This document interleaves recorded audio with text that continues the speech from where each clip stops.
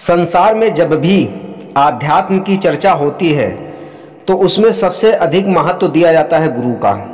बिना गुरु के कुछ भी नहीं होता है। जब गुरु का महत्व सामने आता है तो फिर यह भी सामने प्रत्यक्ष खड़ा हो जाता है कि गुरु मंत्र लेना बहुत ही अनिवार्य है।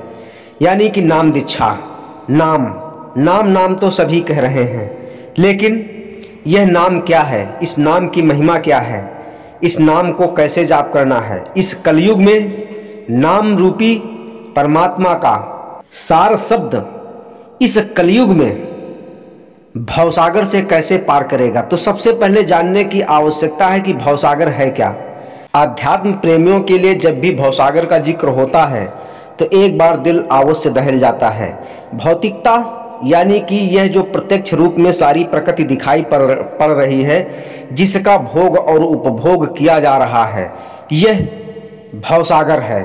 इस भवसागर से पार करने के लिए यह परमात्मा रूपी नाम जहाज जो है, इस पर कैसे सवार होना है, इसको विस्तार से जानने की आवश्यकता है। जब यह जान लेंगे कि इस नाम रूपी जहाज पर इस प्रकार सवार होकर के भवसागर पार करना है, तो आध्यात्म जगत में जो भी साधनाएं लोग कर रहे हैं तो वह सरलता से इस भवसागर को पार कर जाएंगे और उनके अंदर की सभी भ्रांतियां निकल जाती हैं कि मैं वास्तव में उस परम लोक में जाकर के परम मोक्ष को प्राप्त कर सकता हूं। जिसको यह नहीं मालूम है तो वह यही कहता है कि बूढ़ते और उतराते चले जाएंगे, पार हो जाएंगे, लेकिन ऐसे पार होना बहुत ही असंभव है। जब तक इस कलयुग में नाम रूपी जहाज पर सवार नहीं होंगे, सवार होना नहीं मालूम होगा, तो कैसे सवार हो सकते हैं। तुलसीदास ने भी कहा हुआ है कि इस कलयुग में नाम का ही सिर्फ आधार रहेगा, यानी कि कलयुग केवल नाम आधारा, सुमिर सुमिर नर उतर ही पारा। यह तुलसीदास ने इसको प्रमाण रूप में कहा हुआ है। कलयुग का मतलब है कि करयुग। इस कलयुग में करने की आवश्यकता है, यानी कि जब तक कुछ करेंगे नहीं, कुछ भी प्राप्त होने वाला नहीं है। यानी कि कर युग, जब तक साधना संयम नियम नहीं अपनाएंगे, कुछ करेंगे नहीं, तब तक कुछ भी नहीं हो सकता है। नाम का आधार अवश्य दिया गया हुआ है। जब उस नाम रूपी जहाज पर सवार हो लेंगे तो फिर बहुत ही सरल हो जाता है। मैंने नाम रूपी जहाज पर इस भवसागर से पार होने के लिए उस नाम रूपी जहाज पर कैसे चढ़ना है, यह मैंने विस्तार से बताया हुआ है। इसी चैनल पर ध्यान अभ्यास यानी कि योग साधना की पूरी विधि बताई हुई है। भाग 10, 11 एवं 12 पर मैंने बहुत ही विस्तार से पूरी साधना का बताया हुआ है। फिर भी मैं संक्षेप में आइए मैं बता देता हूं कि कैसे सवार होना है। शास्त्रों में जो वर्णन किया गया हुआ है इस भवसागर से पार होने के लिए, तो 16,000 उपासना कांड, 80,000 कर्म कांड जो बताए गए हुए हैं, उनमें बहुत बड़ा विधान बताया गया हुआ है। जैसे कहते हैं कि दान पुण्य करो और गौदान कर दो तो गाय की पूंछ पकड़ करके इस भवसागर से पार हो जाएंगे, ऐसा कहीं कुछ नहीं। यह तो सब एक विधान है जो विधान करने पड़ते हैं और करना भी अनिवार्य होता है। लेकिन साधक जब वास्तव में वह नाम जो भवसागर से पार कर देता है, उस पर अगर सवार हो जाता है तो फिर सरलता से पार हो जाता है। कर्म कांड करने की बात आती है तो संसार के नियम कर्म कांड कर सकते हैं। अगर उस सार नाम की अगर चर्चा की जाए तो वह सार नाम एक ऐसा बहुत ही पावरफुल सब्जेक्ट है जिसकी चर्चा अगर की जाए तो चर्चा कर पाना असंभव है। अगर चर्चा अगर की जाती है या परमात्मा का अगर वर्णन किया जाता है तो उसका वर्णन किया ही नहीं जा सकता है। जो कुछ कहेंगे वह सब झूठ होगा। सिर्फ परमात्मा को अनुभव किया जा सकता है। सिर्फ अपने योग ध्यान के द्वारा ही जो स्वयं की अनुभूति और अनुभव होता है वही सत्यता होती है। बाकी अगर कोई भी अगर वर्णन करता है तो वह सब जो कुछ कहेगा वह झूठ ही होगा, क्योंकि वह कहने योग्य है ही नहीं। शब्दों में उसका कुछ वर्णन हो ही नहीं सकता। सिर्फ अनुभूति करना है और अनुभूति ही कीजिए, यही मेरा मानना है। उस नाम के बारे में जानना बहुत ही जरूरी है कि वह कौन सा नाम है। सबसे पहले जानते हैं यह कि भक्तियां एक होती है सगुण भक्ति और एक होती है निर्गुण भक्ति। जो सगुण भक्ति होती है राम, कृष्ण, दुर्गा आद्या महाशक्ति, ब्रह्मा, विष्णु, शिव इत्यादि, यह सब साकार भक्तियाँ मानी जाती हैं। इन सभी के 1,000 नाम हैं और भी जिस नाम से उनको पुकारना चाहेंगे वह सब नाम ही हैं। जो गुरु इन नामों को देता है वह भी एक मंडल का पहुंचा हुआ साधक होता है।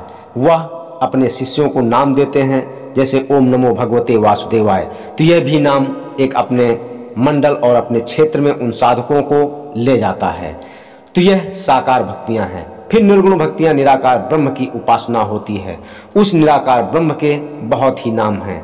वह नाम बहुत ही सिद्धि पुरुष देते हैं, जैसे 5 मुद्राओं के नाम यह निराकार भक्ति के वह काल पुरुष की ही भक्ति होती है। निराकार भक्ति बहुत ही उच्च वर्ग की भक्ति है। जो यह भक्ति करता है और इसकी पूर्णतायत प्राप्ति कर लेता है, वह कई करोड़ वर्ष तक उस निराकार ब्रह्म में लीन रह करके उन लोकों में वहाँ पर आनंद पूर्वक रहता है। और जब पुण्य क्षीण हो जाता है फिर माँ के गर्भ में आता है। पुनर्जन्म विद्यते, मैं इसका वर्णन 5 मुद्रा 5 नाम का जब मैं वर्णन करूंगा उसमें विस्तार से बताऊंगा। फिर भी मैं आपको बताता हूं ये जो साकार भक्ति के नाम हैं और इनके जैसे उदाहरण मैं देता हूं कि जैसे ब्रह्मा, विष्णु, शिव के 1,008 नाम या फिर जितना जो कुछ आप सभी लोग जानते हैं, ऐसे सबके कई कई नाम होते हैं। तो आप अगर इस नाम जहाज की अगर बात करते हैं तो आप देखते हैं कि कोई पैदल चलता है, कोई साइकिल से चलता है, कोई मोटरसाइकिल से चलता है और कोई और बड़े वाहनों से चलता है, ट्रेन इत्यादि से चलता है, हेलीकॉप्टर से चलता है। यह इसी प्रकार से यह श्रेणी बाई श्रेणी नाम होते हैं। और कोई एरोप्लेन से चलता है, जैसे एरोप्लेन से चलने की अगर बात आती है तो यह एक निराकार भक्ति होती है। निराकार भक्ति का जो नाम जहाज होता है बहुत ही पावरफुल होता है। मैं इसका 5 मुद्रा और 5 नामों में वर्णन विस्तार से करूंगा। और यह जो परमपिता परमात्मा का नाम है वह एक जैसे रॉकेट पर सवार होने का नाम होता है। तो अगर रॉकेट की चाल देखेंगे तो प्रति सेकंड कितने किलोमीटर होती है, और अगर एक ट्रेन वाले व्यक्ति की सफ़र की अगर यात्रा का वर्णन किया जाए तो वह 1 घंटे में कितने किलोमीटर तय करता है। ऐसे ही यह नाम जो होते हैं, इन नामों का भी यह नाम जहाज परमात्मा रूपी होता है। उस पर सवार होकर के आत्मा उस लोक को जाती है, क्योंकि उसका लोक यहाँ नज़दीक नहीं, बहुत ही अब उसका वर्णन नहीं किया जा सकता है। यदि अगर नज़दीक होता तो फिर यह जो सिद्ध महात्मा हुए वह विरक्त होकर के एकांत क्यों जाते और कई कई हजार वर्ष तक बैठ कर के तपस्या उनको करने की क्या आवश्यकता थी। तो आइए चलते हैं, मैं आपको बहुत ही सरल भाषा में बताते हैं कि उस नाम रूपी जहाज पर भवसागर से पार होने के लिए कैसे सवार होना है। जो गुरु ने मंत्र दिया हुआ है वही नाम है, वही सार नाम है। लेकिन आप कौन सी भक्ति कर रहे हैं, साकार भक्ति कर रहे हैं या निराकार भक्ति कर रहे हैं, या फिर उस वह जो अकेला है, अनाम है, अलग है, अगम है, अगोचर है। यह संज्ञाएं तो वैसे तो सभी में दी जाती हैं, लेकिन वास्तविकता वह है जहाँ पर न मन है न माया है, वह अमर पुरुष है। साधक को नाम जहाज पर कैसे सवार होना है, सवार होने के लिए बिल्कुल तैयार हो जाइए। सबसे पहले यह जान लेते हैं कि जो पैदल व्यक्ति चल रहा है, अगर मोटरसाइकिल पर अगर चलता है 70-80 की स्पीड पे चलता है तो आंख से आंसू निकलना प्रारंभ हो जाते हैं। अधिक से अधिक अगर चाल अगर आप लोगों ने चली होगी तो ट्रेन के द्वारा चली होगी, तो अगर आप देखते हैं खिड़की से या गेट पर देखते हैं कि कितनी तेज वायु चलती है, वह 130, 140, 100, 120 की गति से चलती है, तब क्या स्थिति होती है। अगर हेलीकॉप्टर या एरोप्लेन पे चलते हैं तो उसकी वायु का जब झटका लगेगा तो कैसा लगेगा। यह रॉकेट पर अगर सवार होंगे तो उसकी गति क्या होगी, इसका मैं वर्णन जरूर करूंगा। तो नाम पर जब सवार होना है तो सवार होना बहुत ही इजी है। इसके लिए अगर दूसरे देश में जाना है तो जैसे आप देखते हैं वीज़ा की आवश्यकता होती है और पासपोर्ट की आवश्यकता होती है। इस तरह से गुरु की इसमें बहुत ही आवश्यकता होती है। वह जो वीज़ा पासपोर्ट होता है वह उस देश के लिए जाने के लिए एक बहुत बड़ा अस्तित्व रखता है। मैं आपको एक उदाहरण देता हूँ। साकार और निराकार भक्तियों के बारे में अभी मैंने पीछे बताया जो उनके नाम होते हैं। जैसे बहुत से लोग खड़े हुए हैं, मान लेते हैं 100 या 50 व्यक्ति खड़े हुए हैं, उनमें से कुछ नामों का अगर उच्चारण किया जाए, जैसे रमेश, अगर रमेश वहाँ पर है तो रमेश देखेगा, अगर रमेश नहीं है तो वह नहीं देखेगा। अगर सुरेश नाम लेकर के बुलाते हैं तो सुरेश देखेगा, अन्यथा दूसरा कोई भी व्यक्ति नहीं देखेगा। अगर जितेंद्र नाम लेकर के बुलाते हैं तो वहाँ पर जितेंद्र होगा तो वही देख करके आपकी तरफ आकर्षित होगा, अन्यथा सब शांत ही रहेंगे। इसी प्रकार से नाम का भी वर्चस्व होता है। यदि आपको काम है गंगाराम से और गंगाराम का नाम ही नहीं मालूम है तो आप कोई भी नाम पुकारते रहेंगे और गंगाराम वहाँ पर है भी, तो गंगाराम आपकी तरफ न देखेंगे और न आपकी तरफ आकर्षित होंगे। तो इस वजह से नाम का बहुत बड़ा महत्व होता है। तो भाइयों, इस शरीर में सब कुछ है, ज़रूरत है तो जानने की। अगर आपको बताने वाला मिल जाए तो सारा खेल सब समझ में आ जाएगा। तो चलते हैं आगे की ओर। गुरु ने वीज़ा और पासपोर्ट यानी कि नाम रूपी उस साधक के अंदर तत्व वह दे दिया और नियम बता दिए, यानी कि वीज़ा दे दिया। उन नियमों पर चलने की आवश्यकता है। अगर उन नियमों पर नहीं चलेंगे तो वीज़ा रूपी जो स्थिति है वह कैंसिल कर दी जाएगी। और पासपोर्ट मिल गया, टिकट मिल गई, उस जहाज़ पर यानी कि नाम आपको प्राप्त हो गया और चढ़ लीजिए और अपनी यात्रा को सफल कीजिए। जब यात्रा पर चल रहे हैं तो उसमें भी कुछ सावधानियां बरतनी पड़ती हैं, वहाँ के नियम कानून बरतने पड़ते हैं। इसी तरह से जब इस परमात्मा रूपी नाम को प्राप्त कर लेते हैं तो फिर निरंतर जाप, ध्यान और नियम पर चलने की आवश्यकता होती है। यानी कि साधक को चलते फिरते, उठते, खाते, पीते उस सुरति को ध्यान करते रहना है, यानी कि उस परमात्मा के चिंतन में लगे रहना है, जैसा कि मैं पहले बता चुका हुआ हूँ। कर विधि कर्म करो विधि नाना, मन राखो जह कृपा निधाना। इस तरह से चिंतन करना है।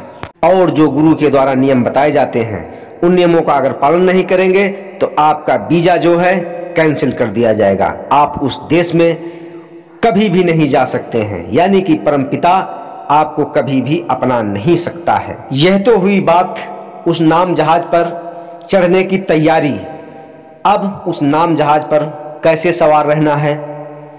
नाम जहाज पर सवार रहने के लिए इस संसार रूपी सागर, यानी कि इस संसार में जिसको सभी ने भवसागर कहा हुआ है, तो यहाँ की जो प्रकृति है, जो भोग और उपभोग हैं, इनसे यानी कि मन और माया से बचना है। मन माया से बचना बहुत ही कठिन काम है। मन और माया ने इस संसार में बहुत बड़ा जाल बिछा रखा हुआ है साधकों के लिए, जो आध्यात्म की आंतरिक दुनिया में प्रवेश करना चाहते हैं। बाइबल में भी लिखा हुआ है, यानी कि 3 बहुत ही घनघोर, इतने कठोर जाल हैं जिनसे साधक बच ही नहीं सकता है। पहला होता है पावर, यानी कि शक्ति, सामर्थ्य, घमंड। इससे साधक नहीं बच सकता है, यानी कि मान मर्यादा में खोया रहता है। जिसकी मान मर्यादा चली जाती है वह सोचता है कि मेरा सर्वस्त्र चला गया, और जिसको मान मर्यादा मिल जाती है वह अपने घमंड में, मद में चूर हो जाता है। यदि साधक इस पर कंट्रोल और विजय कर लेता है अपने इंद्रियों के द्वारा, उस नाम के द्वारा, यानी कि यदि निरंतर लगातार साधक उस नाम का जाप कर रहा है तो यह सब कुछ उसके सामने फीके पड़ते हैं। फिर अगर साधक इससे बच जाता है तो फिर दूसरा आता है ऐश्वर्य, यानी कि धन संपदा। इससे वह माया इस संसार में अपने में लिप्त रखने का प्रयत्न करती है और उस लोक में जाने से यानी कि रोकती है।